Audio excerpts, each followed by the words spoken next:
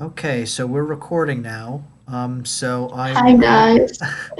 I'll ask your name or what you want to be called and just, tell us a little about yourself and whatever.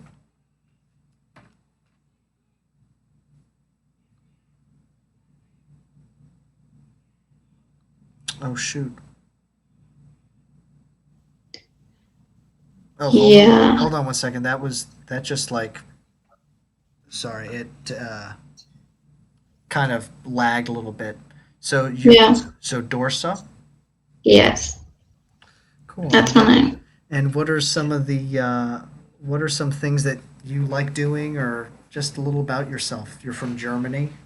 Yeah, I'm from Germany and I like languages and I like drawing and I'm really into learning languages and I like reading into things like personality types and also astrology actually. I don't really talk about it in public because people are like, that's fake, but well, I don't want to get too political about it.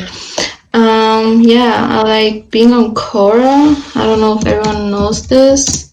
It's like people ask questions and they get answers, and it's actually really good for like this whole MBTI thing if you're interested in it because we talked about it. Yeah. So we were talking just before we were talking about personality types and the Myers-Briggs test and everything and for you like what got you into that? I was always doing some type of test. The first one I think were like BuzzFeed tests, which type of potato are you? I don't know. Type of potato? Yeah, I think I was curly fried. Well, and then if you just type personality type test, the first thing that comes is that MBTI thing. And then I did it, and I was so interested in knowing my type, knowing the type of the people around me. Yeah, and I just got lost in it. Do you Yeah, really identify with your type? I do actually. It really opened my eyes for the type of person I am, actually. Yeah. It was really good just to get to know yourself, and especially for intuitive types, I think it can be really helpful to understand yourself because we're in our heads a lot, especially if you're an introverted intuitive type, and other people don't always like you. And yeah, that helped me. Could you explain what each kind of like extrovert, introvert, intuitive sensing, what all of those like mean to you? To me personally, or Yeah, like how you oh, feel that like okay. each one describes you. Yeah. Or Okay, so for the first one, introverted or extroverted, I think I got like 67% introverted, which I think is quite a lot. Yeah, I'm definitely introverted, but I think a lot of people um connect introversion with being shy, but that is not true at all. Maybe a lot of shy people are introverted, but I don't think that you can say that always, all the time. Then intuitive and sensing. I still don't know. I can't explain specifically what each mean, but I know I'm an intuitive type. I always think about people who like really into traditional things and um, that they're always like sensing types or like I don't know, like yeah, I'm an then thinking and feeling. Well, I think I'm pretty much a rational person, Hmm. and yeah, but that doesn't mean that someone who's a feeler can't be rational. Just for the record. And Mhm. then judging or perceiving. Yeah, I'm a judging type. I don't know how to explain it. Yeah, I'm not. Yeah, all of them seem kind of like, you know, I think one of the like I'm interested in the Myers-Briggs thing, but it's also like in a way by doing it, I feel like it puts you into a box where that's true. Yeah. where you get it and you're like, oh, okay, like that's who I am, and so maybe I should act that way. instead of Yeah, just yeah. like being yourself and present in the moment, you know. So, but if if like you don't assign labels to it and it's you just see it as kind of a snapshot of who you are in the moment right now, I feel like it could be really helpful for understanding like how you're thinking or how you're dealing with things, you know. Um, Yeah, I think what you said was true because this MBTI thing, it's not like you are INTJ, it's just like the preference. Because you always use, you're not always introverted, you're also sometimes extroverted, but it's just like the preference. like when you talk about introvert extrovert, which is something that um, I think people are like a lot of people have a lot of different views of what it even means. Like, Mhm. does that mean for you like if you want to recharge your batteries, Yeah, getting my you energy. I I see. like being alone. Yeah, So like to recharge, you prefer being alone rather than being with people. right. Yeah. Okay. Yeah. That's kind of how I just discovered that this summer really. Like that I really actually don't like people very much. um, Same. you know, like but I and so I really like enjoy when I recharge. I like being alone. I like reading. I like being in my space in my room. You know, Mhm. um, it's not that I hate people. It's that I'm Just like often some overwhelmed by people. them. Yeah. Well, I'm just overwhelmed by human beings, and Mhm. when there's like a lot of things going on, I feel like I have to be a part of it, and it just is overwhelming. Yeah, I think in today's society, or like society, just like always, there's so much you have to think about, especially as a intuitive person or like your preference. I think sensing types have it a lot easier. Hmm. Could you explain that? Okay, I'll Like why? try. Yeah, like yeah. Yeah, sensing types, I still don't know how to explain it, but I always see them as like, not like, wait a minute, I have to collect my thoughts. Yeah, it's a complicated thing. Yeah, because explaining introversion or extroversion is kind of easy. Intuitive, like it's more about ideas, and sensing types are more into reality.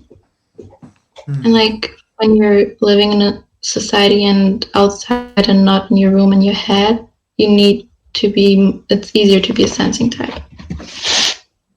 I see. So like intuitive, it's like getting like like intuitive is kind of like trusting more in your inner self or your inner Yeah. impulse, whereas sensing is like trusting more what's outside of you and what you perceive, kind of Yeah, thing. like what is outside and what is already there. And like intuitive types look more like at possibilities and what could be there. Mm, that's well said. Yeah, that's well Yeah. articulated. Yeah. So you were saying too that you're interested in languages and stuff, Yeah. and what does that look like for you? What languages do you like? Well, I was raised with two languages. My parents are from Iran, so I learned Farsi, and I live in Germany, so I also learned German. And then in school, my first foreign language was English. Then I also learned Spanish, and I can also speak a little bit of French. I mean, your English like is amazing. Like Thank you. you're like I was like, oh, so like you're in Michigan or something, you know, But thank like you. your third language. Um, but so what like knowing Farsi and knowing German and knowing English, like how do you think that um, influences how you see the world? Um, Big I question. think it's not only about the language, but what you associate with that language. So with Farsi, I see another perspective on what reality could be like because people who grow up in like countries like Germany or well, the US, I don't know, well, like I don't know, Scandinavian countries, they're really privileged, even if they don't know that. Like in most things, they're really privileged, and they still complain about things like I don't know, like dumb things that you shouldn't even be worried about.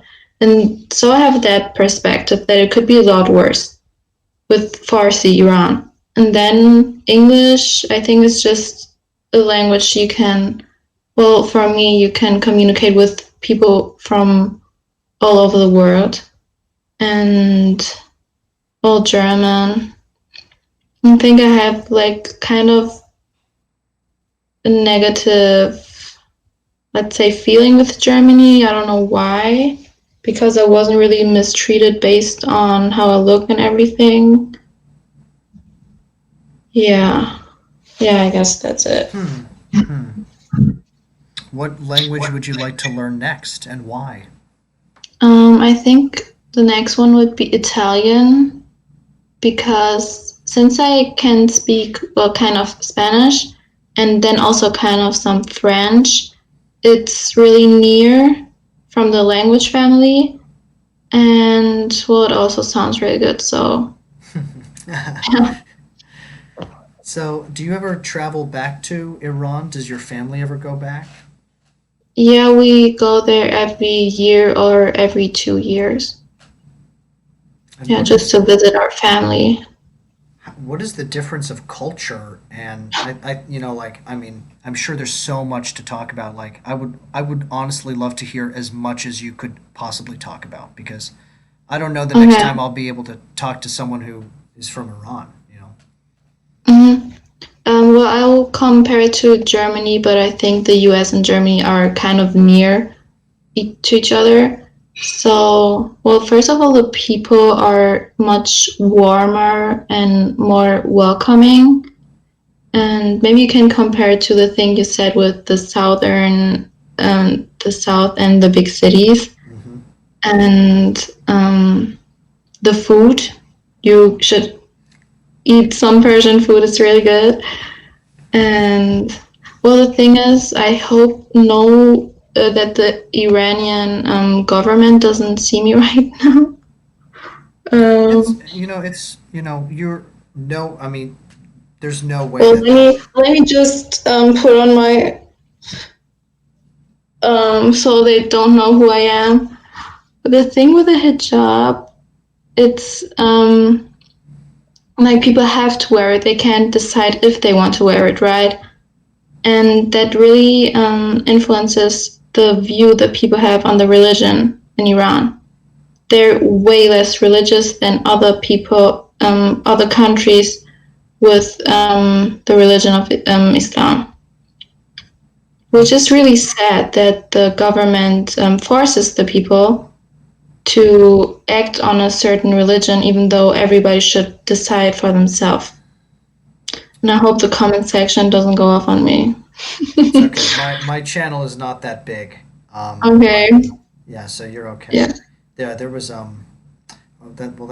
that's interesting. So by the hijab you mean that is the current kind of political establishment? Yeah, it's an Islamic Republic, so the name is already in the. I think FIFA actually doesn't say Iran when it's like a football game. They say Islamic Republic of Iran. Oh wow. So that's its like That formal says a title. lot. Hmm. Yeah. Um, what is your religious denomination? Are you Muslim? Um. Well, that's kind of let's say sensitive topic for me because Sure. I I was like my parents are Muslim and but they didn't really raise me that religiously. And so I'm not really into it, and I don't know if I should like go into the religion if I want to. I'm really interested in spirituality right now, Hmm. and because with everything you believe in, there's no right and wrong. You could actually believe in everything and anything because there's no proof, right? So that's the thing with religion and spirituality. That's a hard word to say. And yeah, so I'm like searching right now what is right for me. What are the parts of your religious upbringing that you really like that you want to keep moving forward in your life? What do you mean by that? Like the things that you've been raised with in terms of like the religious aspect. Like, Mm, do you really like the feeling of like the ritual that you have in Islam, being a Muslim? Do you not really care about it? Is it more of like the substance of like the message, or like reading the mhm. Quran, or like what are some things that you like doing, just Um, independent like from the institution? You know. yeah. Well, to be honest, I wasn't really raised that much with the Islam, so I don't know why my parents like let me be free, I guess.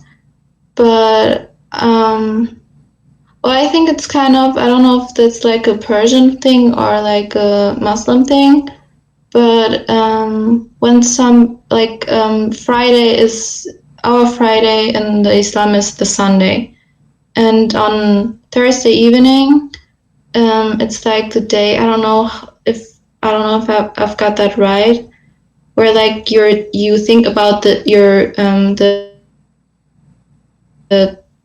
dead people in your family, and Oh, like for them you make some food and give it to other people as a good omen, I think.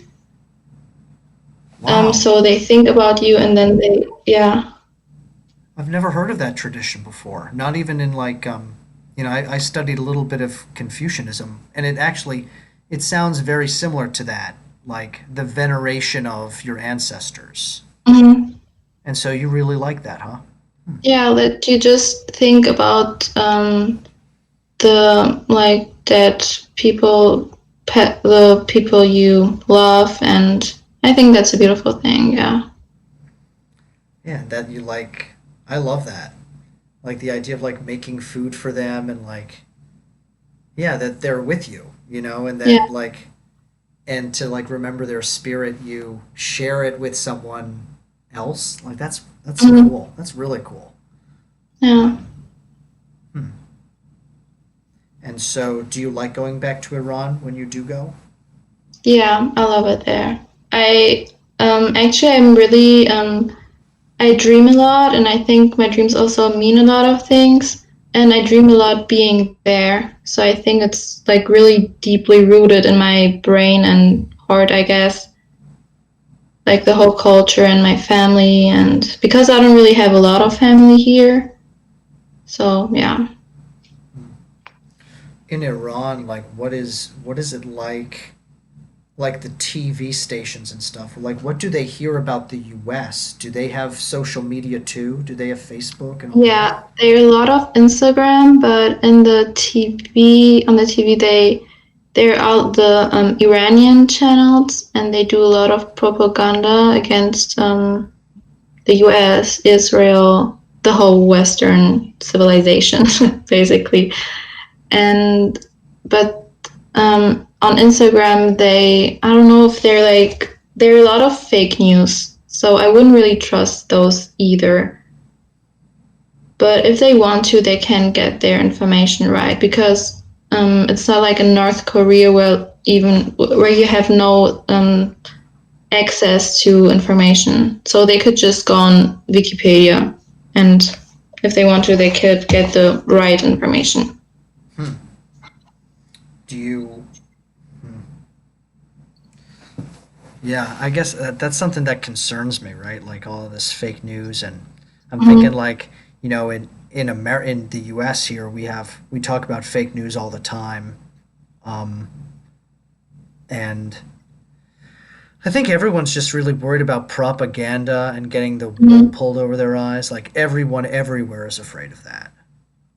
Yeah, because we know it already happened in history. I mean, I live in Germany. I think it's one of the worst points. in history with propaganda and what they could achieve with it and how they could manipulate the people of a whole nation. Well, not all of them, because the whole anti-Semitism, is that how you say it in Yeah, English? anti-Semitism. Yeah, it was already kind of there because, well, yeah. But yeah, it's dangerous and it can always and still be really relevant for us. And we have to watch out for like what is real and what is not. Yeah. How are women treated in Iran compared to Germany? Do you feel like there's a difference in how women are treated? Like, do you mean like by men or like in society or by the government? I guess I meant like by men, Okay. um, and also the culture. But if you feel like there's a difference also with the government, I'd love to hear that too. Well, I think by men, I think in Western countries they think about it worse than it actually is. So I was catcalled sometimes, but I think women all over the world get catcalled by men, even if they just see your face. Doesn't that suck? Why is that? Why do men? That's my statement to that. um, well, and well, even though it's a Muslim country and the people still have their fun. I think it's even worse than here because it's like a forbidden thing to do certain things, and because of that, they're always looking for love and fun in places where it isn't like they go to parks and yeah, yeah, they have their ways to um, do what they want, even though the government is against it. Yeah. Mhm. I talked to this. I really have only talked to one other person from the Middle East here, and he was like a 17-year-old guy, and he was saying like that women are treated better. Well, that's not true. I mean, it seemed like he was very unaware of how women are treated, in terms of like catcalling and stuff, and No, um, it's kind of like the role of the woman is still really like old and not like not how a feminist would see the role of a woman. It's still like mostly a man has to work, a woman has to watch out for the kids, and it's more important that a man gets a good education rather than a woman. It's still like that. Like, yeah. is it like so now in Germany? Like, do you find that there are many? There are. So your parents are first generation immigrants, right? So they were born Yeah. there. And are there other immigrant families that you guys like are connected to, or is there a community of immigrants in Germany?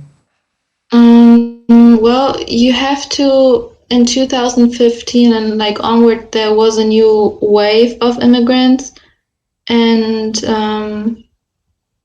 since they just came here, their mindset and how they were also viewed by the German people is very different from the ones that came like my parents, I don't know, in the 90s. So that's kind of different if you were born here or like came here way later.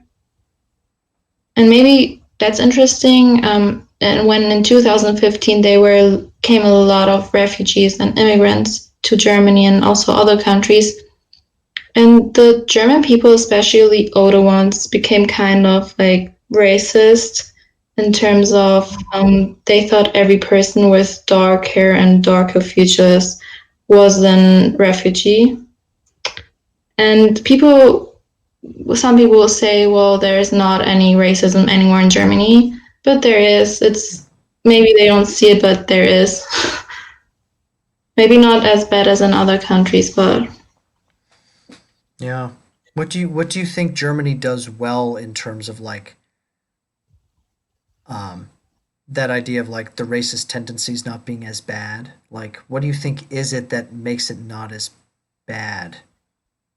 I just think because of their history, they really try to, like in school, and they try to educate the people on their history and don't try to only talk about the good things they did. And I think in most American schools, that isn't that much. Like when they talk about Black history, it's only slavery and not like it's really centered on the US and not like things around it. And I think they try to educate the future generations on what was and what we don't have to repeat again. But if you look into politics now, there are a lot of right-winged parties, and it kind of comes back like just the thing that happened in Sweden. I don't know if you've heard of it. In one of the biggest cities in Malmö, a woman burned a Quran book. She just burned it on the city, and that led to a lot of them, like people being angry. And I think also in Oslo something like similar happened. So it's still there. The racist people and racism in general. And I don't think like in humanity if it ever goes away, because like Jews have been um, oppressed and treated differently for like thousands of years. I think it's a generational thing, right? It's like it has to be based off of experience. Like I think that's one of the biggest issues is like how do we transfer our knowledge of like of hatred and how it like works in our minds and like actually teach that to younger people. Mm-hmm. Um, because I think there's the natural human mindset is like binary, right? It's like us versus them. Like Mm-hmm. about, I mean, we look at this. We have are you introvert or are you extrovert? It's like the Yeah. two. And I think that binary, I mean, in America, we have a two-party system. And it's like that binary is the thing that's killing this country. And so I feel like the way to kind of move past that is to see not things as black and white, but as Mm-hmm. way more complex. Um, you know, that's why I also think labels are really bad too, because like when Yeah. you have a label for yourself, like if something is good, then something has to be bad. You know, Mm-hmm. um, why can't things just be as they are? you Yeah. know, you know. Yeah. Yeah, I think we think about things as more as they should be. And like I try to speak with like my parents or my family who is a little bit more conservative about certain things, but sometimes you just can't change a person's mindset, even if for you and it's the right thing. And Yeah, that's kind of sad. I think that's the whole issue that, well, every person thinks differently, and that's okay. Like, that's it can't be any other way, but just that you respect other people without being harmful. yeah. I Yeah. mean, I think, yeah, I agree. I think that actually the diversity, the the reality that every single person thinks differently, that no one person thinks the same, is actually our power as human Mm-hmm. beings. Because if we're able to really respect and listen deeply to each person and hear their story and bring all of those opinions and thoughts together Mm-hmm. to work through whatever we're working through, we're unstoppable, Yeah, I right? think that's the reason we do group works, to have different perspectives, different strengths of people. I think the issue is just that you have to respect everyone and get where they're coming from. Yeah, but I think some people also like use it you have to respect my opinion when they're being racist, homophobic. That's not an opinion. Mm.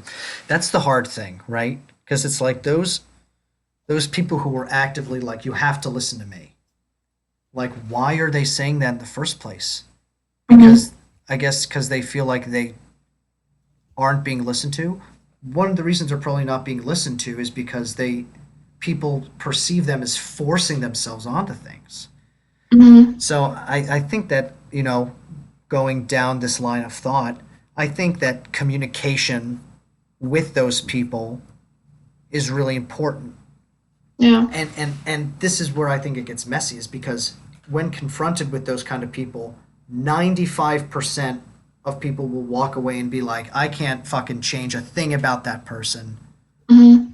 But if though if we as empathetic, kind people say, look, the reason that we're not listening to you is because you're coming off like an asshole, and or you're coming off as, I want to listen to you, but you're making it really hard for me to hear you right now. Yeah. I think move that's not easy to do. I mean, it's not easy to go up to someone who seems like an asshole and say, hey man, like I want to listen to you, but it's just difficult. Like, help me hear you. That's not Mm-hmm. easy, but it's our Mm-mm. responsibility. It's our Yeah. responsibility. So that's what I'm trying to do here. You know what I mean? Right? Yeah. Yeah. Because, who knows the next time I'll come across a Ku Klux Klan member, right? I mean, if you're going to, Yeah, it's going to that's be on true. Yeah. Omegle. It's going to be on Omegle. Yeah. But I don't think they would agree with that, like their opinions being on YouTube, Mm, because they know they would get a lot of backlash. yeah. I think that's part of the cool thing about the anonymity, though. I could say, like, you could put a bag over your head. Like, Mm-hmm. I mean, that's a I mean, they already do that I kind of, know. so yeah. But, like, it's to just be able to have a conversation with them and to, like, at least say, hey, I'm interested in hearing why you have such hateful opinions. And you know what? I bet you it's because of family. I bet you it's Mm-hmm. because they had a family where their parents really did not love them. You know, that's my bet. I don't know. Why do you think people become so filled with hatred? I think it's just experiences you have, and that hate has to come from a very, very personal source. So I think a lot comes with your parents and your family and how you grew up and with which mindset you grew up with, but also not only your family, your community in general. I think that's a Yes. lot of that. School. Yeah. School, that you get a good education. Yeah, yeah. Um, for you, like, what do you think it is about your life and what you've done that has made you as open as you are? Hello, I can't hear you. Oh, It's kind of lagging. Can you repeat the question? sure. Yeah. Sorry, I lagged too. Um, yeah, for you, what parts of your life do you think have led you to be as open as you are? Oh, that's a good question. So always think about what makes me me, what makes everybody's personality. And it's, well, genetics, but I don't think that open mindedness comes from genetics. Then your family and how much you educate yourself, I guess, and also school. For me, I don't really think it was my family. Mm. um I think growing up here in Germany, and it's not like a little city with, like, it's not a little village where all the people think the same. And also, I think maybe school and education that made a lot of a difference. And I think it is also a lot of like personal interest. If you are interested in history and I don't know, like issues around the world, and I think a lot of also came from just like the internet, really. Yeah, maybe a curiosity, wanting to learn. Yeah, yeah. Mm, yeah.